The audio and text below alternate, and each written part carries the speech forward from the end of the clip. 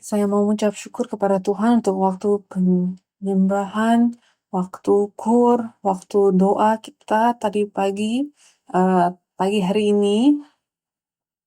Saya sangat bahagia. Dan pagi hari ini, ketika kita memulai ibadah hari ini, saya sangat mengucap syukur kepada Tuhan untuk satu hal hari ini.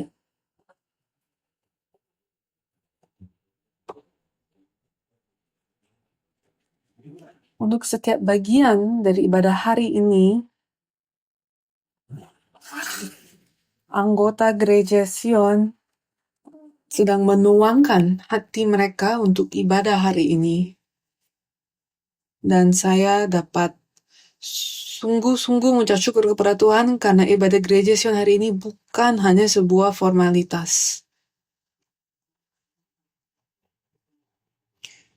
Pujian pagi hari ini, tim penerjemahan dan multimedia, para usher,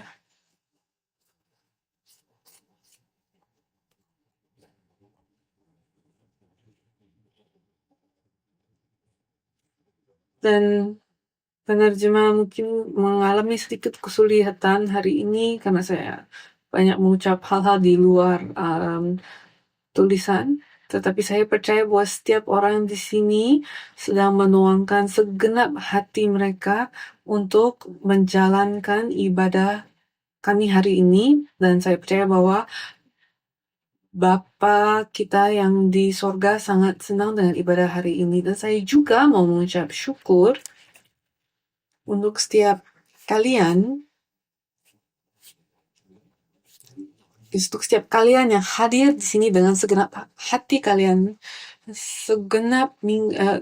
Dari minggu lalu, saya sangat terberkati. Apakah kalian tahu mengapa?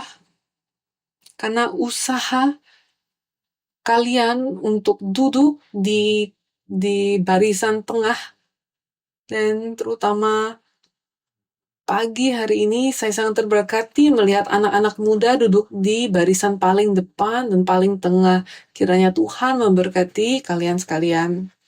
Juga kalian yang duduk di belakang, kiranya Tuhan memberkati kalian juga. Lalu hari ini ayat bacaan utama kita adalah 1 Yohanes 2 ayat 12 sampai 29. Namun kita hanya membaca ayat 12 sampai 14. Tetapi sepanjang khotbah hari ini kita akan membaca sisa dari pasal ini. Dan kalau kalian dapat ingat, pada bagian sebelumnya, Rasul Paulus menjelaskan apa itu artinya untuk menerima terang Allah.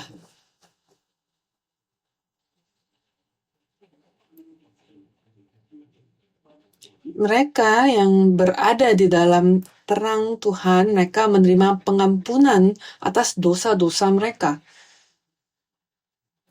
Dan sebagaimana Kur telah menyanyikan bahwa Yesus telah membayar semuanya, dan saya sangat terberkati karena Kur menyanyikan lagu itu.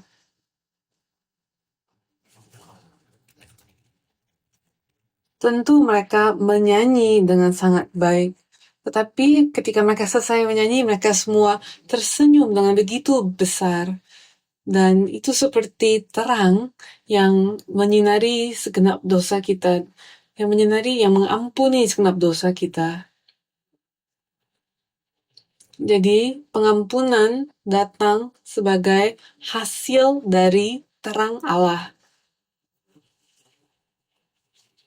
Dan kita datang untuk mengenal Allah, dan mereka yang datang untuk mengenal Allah, mereka akan menyimpan firman Allah, dan mereka yang memiliki firman Allah akan tinggal di dalam dia, dan mereka yang tinggal di dalam dia akan berjalan, akan hidup seperti Kristus hidup.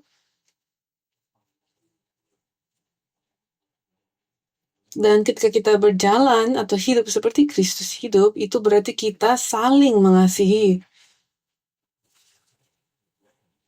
Jadi itu adalah kesimpulan dari apa yang Rasul Paulus bicarakan di bagian sebelumnya yang kita bahas minggu lalu. Jadi sepanjang pasal ini dan juga sepanjang surat ini, Rasul Paulus fokus pada pentingnya tinggal atau menetap atau diam, tinggal di dalam Allah.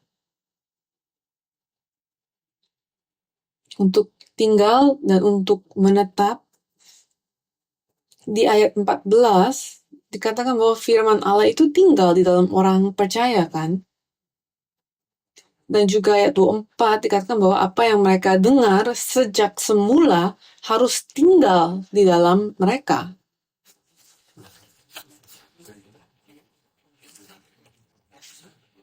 Dan juga di ayat 24 dikatakan bahwa mereka yang memiliki firman, mereka akan tinggal di dalam anak dan bapa. Dan ayat 27 berbicara tentang Roh Kudus dan pengurapan Roh Kudus itu, di mana pengurapan itu tinggal di dalam mereka. Dan juga ayat 27 sampai 28 juga dikatakan bahwa kita harus tinggal di dalam Kristus. Jadi itulah mengapa judul khotbah hari ini adalah tinggal di dalam firman.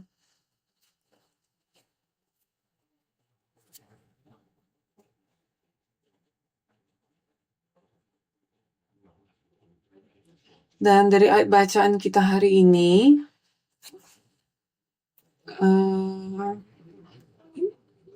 Rasul Yohanes menulis bahwa aku menulis kepadamu sebab kamu telah diampuni. Sebab kamu berada di dalam firman Tuhan.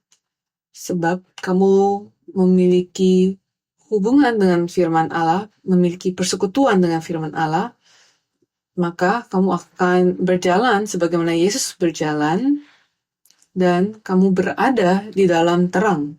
Jadi saya berdoa dan percaya bahwa kalian semua akan berada di dalam situasi yang sama. Apakah kamu berada di dalam terang? Apakah kamu telah menerima firman?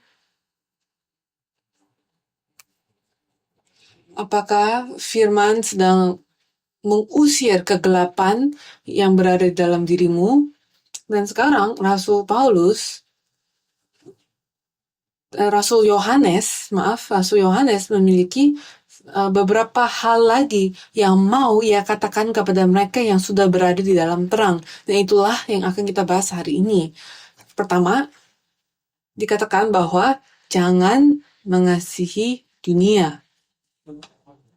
Kalau kamu memiliki terang Tuhan, maka janganlah kamu mengasihi dunia. 1 Yohanes 2 ayat 15-17 dikatakan, janganlah kamu mengasihi dunia dan apa yang ada di dalamnya. Jikalau orang mengasihi dunia, maka kasih akan Bapa tidak ada di dalam orang itu. Sebab semua yang ada di dalam dunia, yaitu keinginan daging dan keinginan mata, serta keangkuhan hidup, bukanlah berasal dari Bapa, melainkan dari dunia. Dan dunia ini sedang lenyap dengan keinginannya, tetapi orang yang melakukan kehendak Allah tetap hidup selama-lamanya. Jadi pada bagian sebelumnya dikatakan bahwa kasihilah Allah dan kasihilah sesamamu. Tetapi sekarang dia berkata, janganlah kamu mengasihi dunia. Yakobus 4 ayat 4, Yakobus pasal 4 ayat 4 berkata, hai kamu orang yang tidak setia, tidakkah kamu tahu bahwa persahabatan dunia adalah perusahaan dengan Allah? Jadi barang siapa hendak menjadi sahabat dunia, ini ia menjadikan dirinya musuh Allah. Jadi kalau kita mengasihi dunia, maka kita menjadi musuh Allah. Jadi kita tidak dapat mengasihi Allah dan mengasihi dunia secara bersamaan. Maka Rasul Yohanes berkata dalam ayat 16, apa itu artinya untuk mengasihi dunia?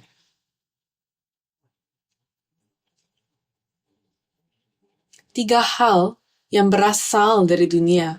3 hal. 1, keinginan daging. Keinginan daging, kata daging di sini bukan hanya soal daging tubuh secara fisik, tetapi ini menunjuk kepada keinginan manusia yang telah jatuh, yang meniadakan peran Allah. Bagian hatiku yang tidak mau Tuhan terlibat. Dan untuk orang-orang yang seperti ini, mereka memiliki keinginan daging, dan mereka menjadikan nafsu tubuh, kenikmatan, kenyamanan, dan pemuasan diri sebagai prinsip yang memerintah kehidupan mereka.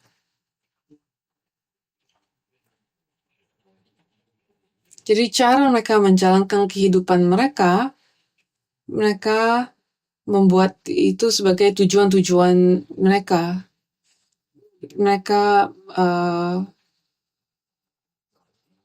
Jadi mereka melakukan hal-hal untuk memuaskan diri mereka sendiri. Dan itulah yang disebut sebagai keinginan daging. Dan kata daging, keinginan daging ini juga dapat diterjemahkan sebagai kerakusan.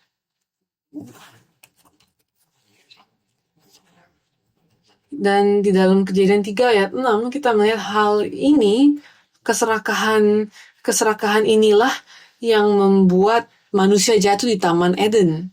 Kita lihat Kejadian 3 ayat 6 dikatakan bahwa perempuan itu melihat bahwa pohon itu baik untuk dimakan dan sedap kelihatannya. Dikatakan sedap kelihatannya, dan itu berarti sedap kelihatannya bagi mata dia sendiri, bagi hati dia sendiri, bagi diri dia sendiri. Dia melihat bahwa itu adalah sesuatu yang akan memuaskan keinginan daging dia sendiri. Dan kita lihat di ayat 16 dari 1 Yohanes 2 ayat 16, dia berbicara tentang keserakahan mata, tentang keinginan mata. Jadi agar kita tidak mengasihi dunia ini, maka kita harus berhati-hati akan keinginan daging, dan kita harus berhati-hati kedua akan keinginan mata.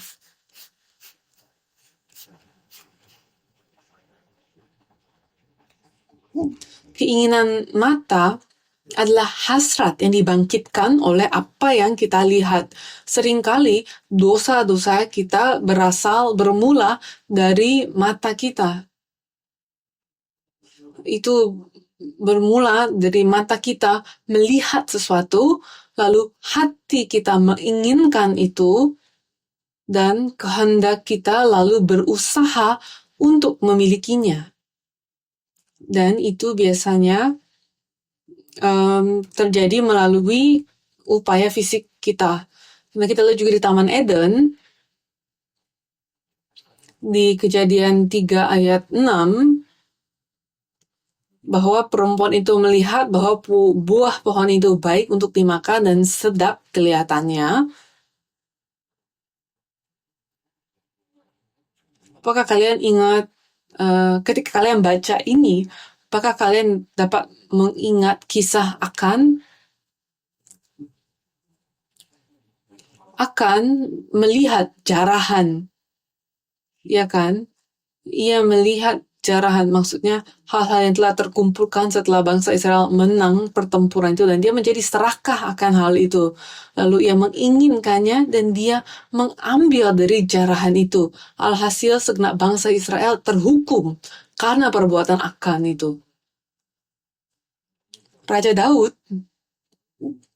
dosanya juga bermula dari matanya. Ia melihat Batsyeba, menghasratkannya, lalu ia mengambil Batsyeba.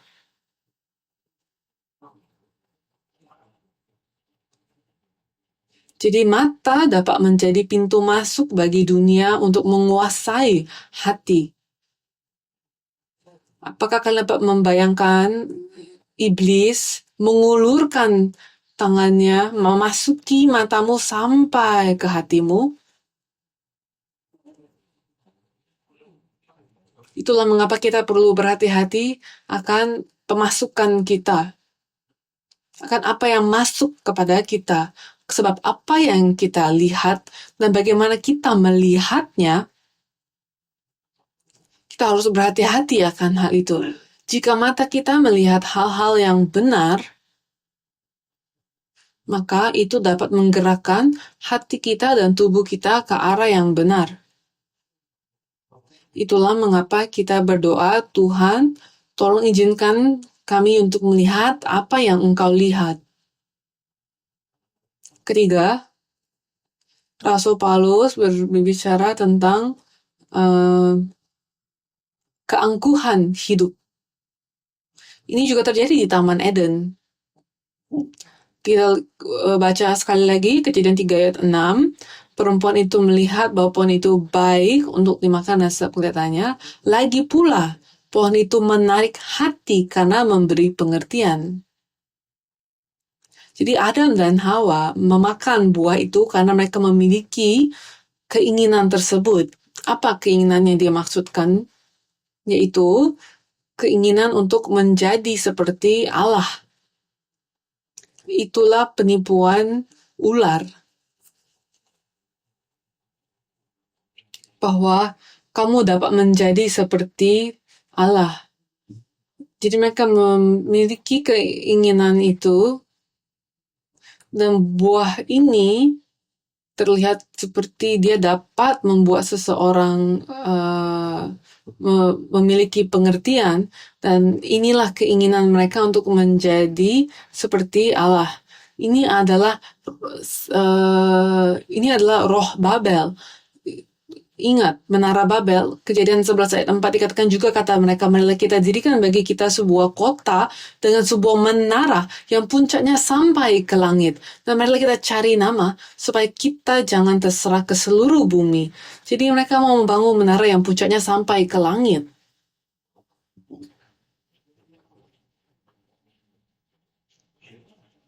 Jadi mereka mau mencapai kerajaan sorga, mencapai langit-langit, tanpa pertolongan Tuhan. Dan ini adalah sikap dan pikiran iblis. Yesaya 14 ayat 12 sampai 15 dikatakan, wah, engkau sudah jatuh dari langit, hai bintang timur putra fajar. Engkau sudah dipecahkan dan jatuh ke bumi, hai yang mengalahkan bangsa-bangsa. Engkau yang tadinya berkata dalam hatimu, aku hendak naik ke langit, aku hendak mendirikan tatakku mengatasi bintang-bintang Allah, dan aku hendak duduk di atas bukit pertemuan jauh di sebelah utara. Aku hendak naik mengatasi ketinggian awan-awan, hendak menyamai yang maha tinggi.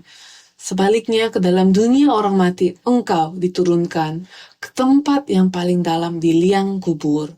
Ini berbicara, dan Yesaya 28 juga berbicara tentang kejatuhan iblis.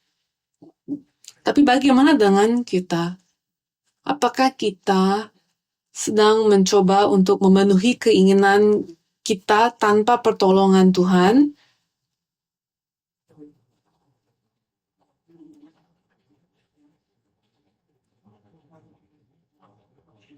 Seberapa banyak dari kehidupan sehari-hari kita jalankan bersama Tuhan, dan seberapa dari kehidupan sehari-hari kita yang kita jalankan tanpa Tuhan? Siapa yang membuat keputusan dalam kehidupan saya? Apakah itu Allah atau apakah itu diri saya sendiri? Juga Yohanes berkata dalam ayat 27, di 1 Yohanes 2 ayat 17, 1 Yohanes 2 ayat 17 dikatakan, dan dunia ini sedang lenyap dengan keinginannya, tetapi orang yang melakukan kehendak Allah tetap hidup selama-lamanya. Jadi kita memiliki kehendak-kehendakan yang asik, yang menyenangkan, yang tampaknya baik. Tetapi kita harus ingat bahwa dunia sedang lenyap. Dan mereka yang tertangkap di dalam dunia, mereka akan lenyap bersama-sama dengan dunia. Maka dikatakan jangan mengasihi dunia, karena kamu akan lenyap bersama-sama dengan dunia jika kamu mengasihi dunia. Mari kita tanyakan diri kita, apakah kita sedang berpegang kepada dunia itu sekarang? Saya berdoa kiranya kamu dan saya akan menemukan waktu yang benar untuk melepaskan dunia. Dia mengatakan hal yang serupa dalam ayat 8. 1 Yohanes 2 ayat 8. Namun perintah baru juga yang kutuliskan kepada kamu telah ternyata benar di dalam dia dan di dalam kamu. So, kegelapan sedang lenyap dan terang yang benar telah bercahaya.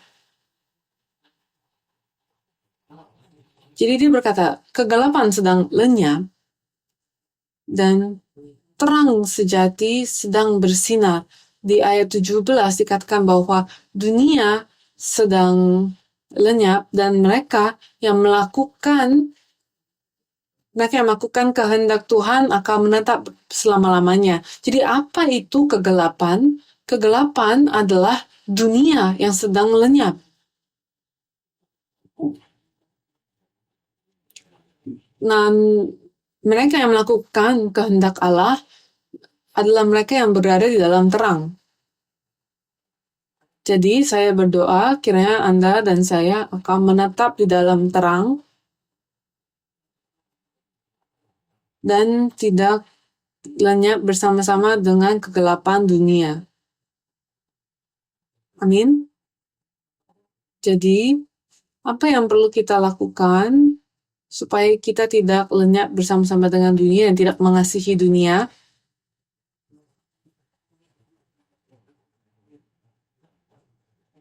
Itu menuntun kita kepada poin kedua. Dikatakan tinggallah dalam kebenaran selama waktu yang terakhir. Jadi kebalikan dari mengasihi dunia adalah menetap dalam terang. Coba kita baca bersama-sama 1 Yohanes 2 ayat 18. Anak-anakku, waktu ini adalah waktu yang terakhir dan seperti yang telah kamu dengar, seorang antikristus akan datang. Sekarang telah bangkit banyak antikristus. Itulah tandanya bahwa waktu ini benar-benar adalah waktu yang terakhir. Dan dikatakan bahwa alasan mengapa kita tidak boleh mengasihi dunia, dikatakan juga bahwa kita berada dalam waktu yang terakhir. Jadi alasan mengapa kita harus buru-buru berpegang kepada kebenaran firman Tuhan Allah ini karena kita berada di dalam waktu yang terakhir. Dan apa waktu yang terakhir?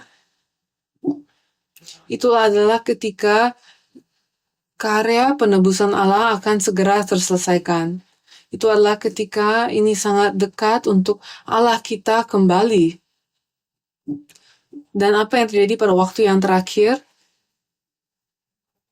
Antikristus akan datang dan menipu kita. Dunia akan menyerang kita dengan keinginan dunia. Dan pada waktu yang bersamaan, Antikristus akan berusaha untuk menipu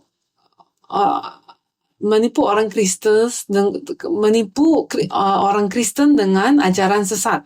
Dan dikatakan bahwa mereka akan percaya kepada Yesus, tetapi mereka tidak memiliki Kristus dalam kehidupan mereka. Jadi mereka berkata, kenalah Yesus, tapi jangan biarkan Yesus ikut campur dalam kehidupanmu. Kamu boleh mengenal Yesus dalam pikiranmu, tapi kamu jangan izinkan Yesus masuk ke dalam kehidupanmu. Itulah antikristus. Dalam ayat 19, Rasul Yohanes berkata bahwa mereka berasal dari antara kita. Jadi antikristus berasal dari antara kita. Mari kita baca bersama-sama 1 Yohanes 2 ayat 19. Memang mereka berasal dari antara kita, tetapi mereka tidak sungguh-sungguh termasuk pada kita. Sebab jika mereka sungguh-sungguh termasuk pada kita, niscaya mereka tetap bersama-sama dengan kita.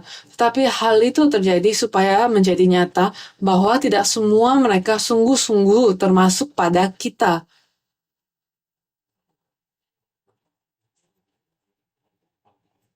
Jadi mereka termasuk dalam komunitas Kristen, tetapi mereka tidak pernah menerima keselamatan. Mereka mendengar ajaran, mereka tahu bagaimana cara kerja gereja, tetapi hati mereka tidak berada di sana. Mereka hanya berada di situ secara lahiriah, tapi hati mereka penuh dengan keinginan-keinginan yang lain. Dan mereka tidak menerima firman itu memasuki hati mereka. Dan merekalah yang akan pergi dari komunitas Kristen. Nah, saya berdoa kiranya Anda dan saya dapat memberi kesempatan bagi Roh Kudus untuk mengizinkan firman masuk ke dalam hati kita, dan tolong biarkan Yesus memasuki kehidupanmu. Kalau tidak, kita pun akan harus pergi. Kalau kita tidak memiliki keselamatan yang sejati dan menetap di dalam firman, maka kita pun akan menjadi anti-Kristus. Kita tidak dapat menetap dalam firman. Dan poin yang pertama, dari ayat 20 sampai 22, adalah tentang pengurapan Roh Kudus. Mari kita baca 1 Yohanes 2 ayat 20 sampai 22. Tetapi kamu telah beroleh pengurapan dari Yang Kudus, dan dengan demikian kamu semua mengetahuinya. Aku menulis kepadamu, bukan karena kamu tidak mengetahui kebenaran, tetapi justru karena kamu mengetahuinya, dan karena kamu juga mengetahui bahwa tidak ada dusta yang berasal dari kebenaran. Siapakah pendusta itu? Bukankah dia yang menyangkal bahwa Yesus adalah Kristus? Dia itu adalah anti-Kristus, yaitu dia menyangkal baik Bapa maupun Anak. Jadi yang penting adalah kita harus menetap dalam kebenaran, yang berarti pengurapan Roh Kudus.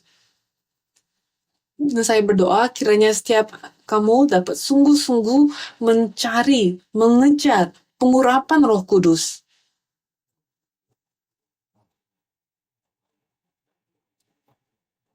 Menerima pengurapan Roh Kudus dapat datang dalam rupa-rupa yang berbeda. Beberapa orang berbicara dalam bahasa roh, ada yang memiliki kuasa penyembuhan, tapi satu hal utama yang ditemukan dalam semua orang yang telah menerima pengurapan Roh Kudus adalah mereka memahami firman Allah dan mereka menetap dalam firman Allah.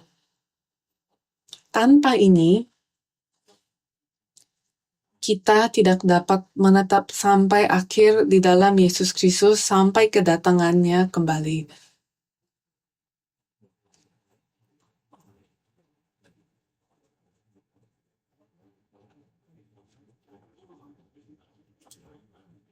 Yohanes 16 ayat 13, Yesus berjanji bahwa Ia akan mengirim kepada kita Roh Kudus, yaitu Roh kebenaran.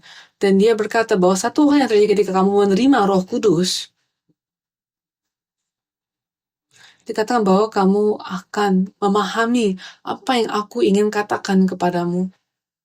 Tetapi sekali lagi, kebohongan anti-Kristus dan kebohongan ular berkata bahwa kamu dapat berhasil, kamu dapat menjadi seperti Allah, kamu dapat menjadi Allah atas hidupmu tanpa Yesus Kristus. Kiranya kita tidak tertipu. Karena ketika kita tertipu, kita akan mulai mengasihi dunia. Kalau kita menetap dalam kebenaran firman Tuhan, kita tidak dapat mengasihi dunia. Jadi mengasihi dunia tidak datang terlebih dahulu. Itu tergantung apa kamu telah menerima Roh Kudus atau tidak. Jadi saya berdoa, kiranya segenap anggota gereja Sion dapat menerima Roh Kudus supaya kamu dapat menetap dalam firman Allah. Amin.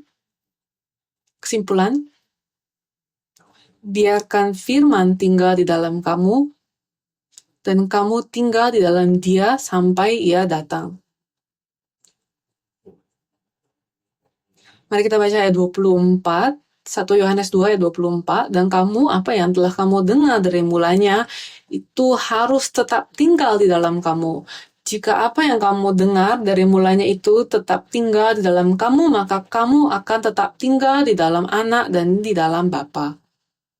Sekarang 1 Yohanes 2 ayat 28-29 dikatakan, maka sekarang anak-anakku, tinggallah di dalam Kristus, supaya apabila Ia menyatakan dirinya, kita beroleh keberanian, percaya, dan tidak usah malu terhadap Dia pada hari kedatangannya. Jikalau kamu tahu bahwa Ia adalah benar, kamu harus tahu juga bahwa setiap orang yang berbuat kebenaran lahir daripadanya. Amin. Jadi dikatakan, tinggallah di dalam Dia, tinggallah di dalam firman, maka Ia akan tinggal di dalam kamu.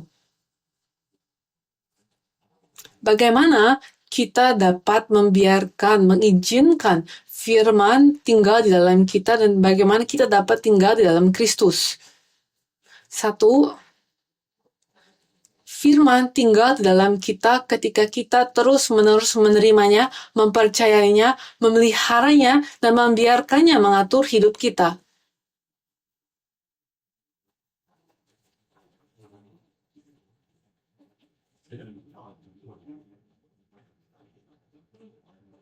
Jadi agar kita dapat memiliki firman tinggal dalam kita, maka kita harus terus-menerus menerimanya.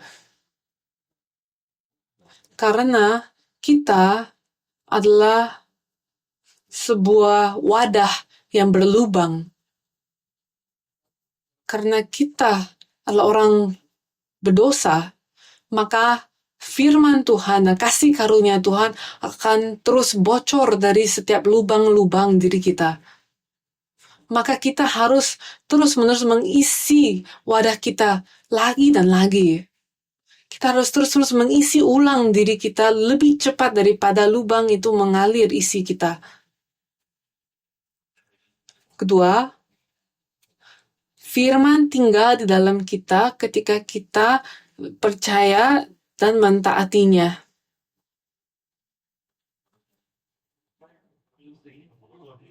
Dalam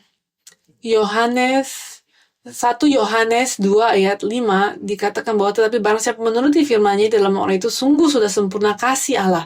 Dengan itulah kita ketahui bahwa kita ada di dalam Dia. Jadi ketika kita percayainya dan mentaatinya, itu bukan berarti itu hanya menetap dalam pikiran kita saja. Dan itu tidak hanya bermula dengan pengakuan bibir kita, tetapi itu harus nyata dalam tindakan kita. Apa yang kita lakukan setiap hari? Apakah kita berusaha untuk bertindak sesuai firman Tuhan? Apakah kita berusaha untuk berbicara sesuai firman Allah? Mari kita sungguh-sungguh tanyakan diri kita, apakah kita sedang menjalani kehidupan sehari-hari kita dengan mengingat firman Tuhan. Karena hanya ketika firman tinggal di dalam diri kita, barulah kita dapat tinggal di dalam Allah. Dan itulah saat Yesus menjawab doa kita. Yohanes 15 ayat 7 dikatakan, jikalau kamu tinggal di dalam aku dan firmanku tinggal di dalam kamu, mintalah apa saja yang kamu kehendaki dan kamu akan menerimanya.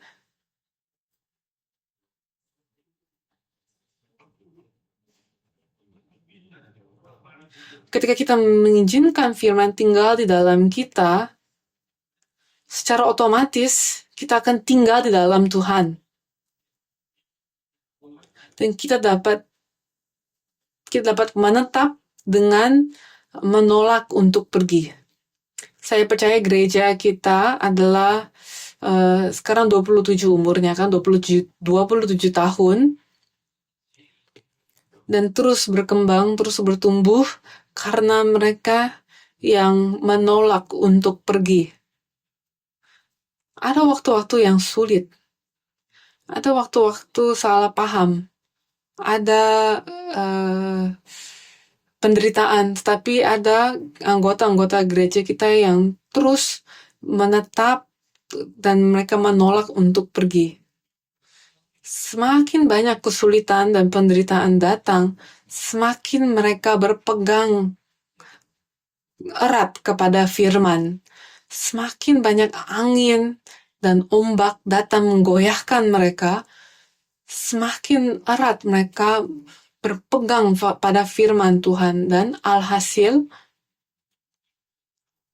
gereja berdiri atas firman Tuhan. Dan Tuhan memberkati fondasi yang seperti itu. Saya sungguh-sungguh berdoa, kiranya mereka yang berpegang pada firman Tuhan, mereka dan anak-anak mereka dapat menerima berkat-berkat Allah. Berkat rohani, berkat surgawi, dan juga berkat di atas dunia, di atas bumi. Amin. Yohanes 15 ayat 4-6. Mari kita baca bersama-sama. Tinggallah di dalam aku dan aku di dalam kamu, sama seperti ranting tidak dapat berbuah dari dirinya sendiri kalau ia tidak tinggal pada pokok anggur.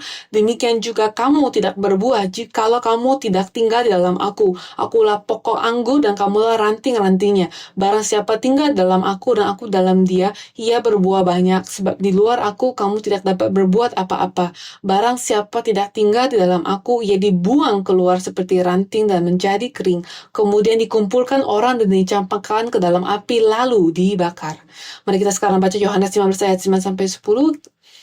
Seperti Bapa telah mengasihi aku, demikianlah aku juga telah mengasihi kamu. Tinggallah dalam kasihku itu. Jikalau kamu menuruti perintahku, kamu akan tinggal di dalam kasihku. Seperti aku menuruti perintah Bapakku dan tinggal di dalam kasihnya. Amin. Aku berdoa, saya berdoa kiranya Gereja Sion dapat menetap di dalam kasih Allah, dan kita melakukan itu dengan menjaga perintah-perintahnya, dan kita mempelajari tentang 10 perintah kan setiap hari Rabu sekarang. Kita sedang membahas seri itu, dan minggu depan kita akan kita akan membahas bagaimana kasih dan perintah Allah itu dapat berjalan bersama-sama. Dan mari kita berdoa supaya firman Tuhan dapat menetap tinggal di dalam setiap diri kita, supaya itu dapat menjaga kita dari mengasihi dunia. Dan ketika ini terjadi, ia memberikan janji terakhir. Dalam ayat bacaan kita hari ini, ayat 25, 1 Yohanes 2 ayat 25, mari kita baca ini bersama-sama. Dan inilah janji yang telah dijanjikannya sendiri kepada kita, yaitu hidup yang kekal.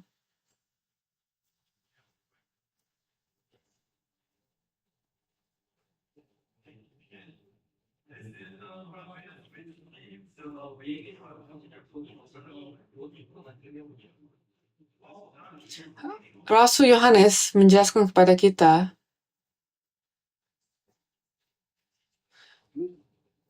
bagaimana kita dapat menerima janji ini. Saya berdoa agar Anda dan saya dapat menerima hidup kekal ini. Ini adalah satu janji yang hanya Yesus Kristus dapat berikan kepada kita, dan Yesus Kristus dapat genapi untuk kita. Ini adalah alasan mengapa kita percaya kepadanya. Kalau kita percaya kepada Yesus dan jika kita tetap tidak, kalau kita percaya kepada Yesus dan tidak menerima hidup kekal, betapa sayangnya itu. Jadi saya berdoa dalam nama Tuhan Yesus, kiranya kita semua menerima janji ini dalam Yesus. Amin. Mari kita berdoa. Allah Bapa, kami mengucap syukur karena kasih-Mu dan kasih karunia-Mu. Karena kasih karunia-Mu, kami telah menerima pengampunan. Meskipun kami adalah pendosa, tetapi Engkau telah mengizinkan kami untuk tinggal di dalam-Mu. Tolong izinkan firman-Mu untuk menetap di dalam kami. Tolong berikan kepada kami pengurapan Roh Kudus. Dan daripada mengasihi dunia ini, bantu kami untuk dapat menetap di dalam-Mu. Kiranya kami dan anak-anak kami, kiranya kami semua dapat menemukan sukacita dan kenikmatan yang kami dapat temukan dalam menetap di dalam-Mu. Tuhan berikanlah kepada kami berkat-berkat surgawi dan berkat-berkat yang dapat kami terima di atas bumi ini supaya kami dapat bersaksi akan betapa luar biasanya ketika kehidupan kami tetap di dalam-Mu. Bapa, ketika kami mau menjalankan kehidupan ini seminggu ini, kami butuh pertolongan-Mu dari awal hingga akhir. Bantu kami untuk mengingat-Mu. Bantu kami untuk menghidupi firman-Mu. Kiranya firman-Mu berjalan bersama-sama kami. Kiranya firman-Mu menjaga kami. Dan kiranya firman-Mu menetap di dalam kami. Dalam nama Tuhan Yesus kami berdoa. Amin. Mari kita mengucap syukur kepada Allah kita.